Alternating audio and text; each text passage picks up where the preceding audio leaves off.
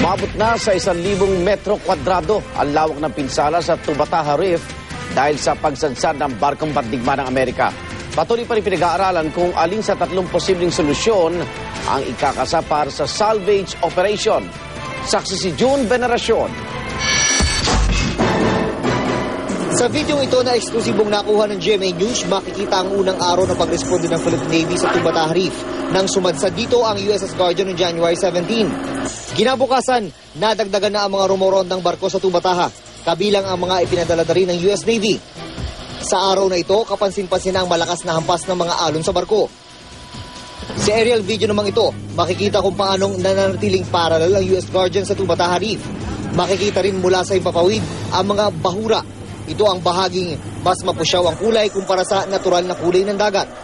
Dahil ang pagsalba sa mga coral ang prioridad ng ating gobyerno, sinukat na ng ilang maninisid ng Philippine Coast Guard ang posibleng lawak ng pinsala sa mga bahura. Sa paon ng taya, nasa 1,000 metro kwadrado na ang lawak ng damaged corals at pinangangambahang ilalaki pa.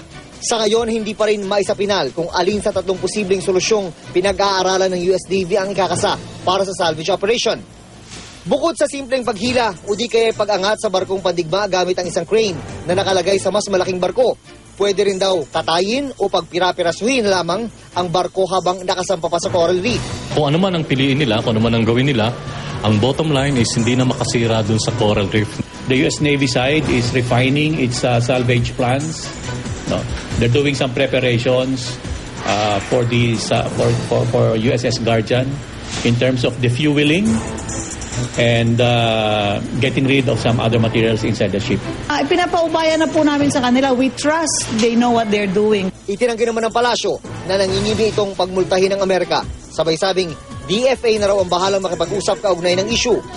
Before discussing anything else, we have to ensure that we cause minimal damage to the reef itself.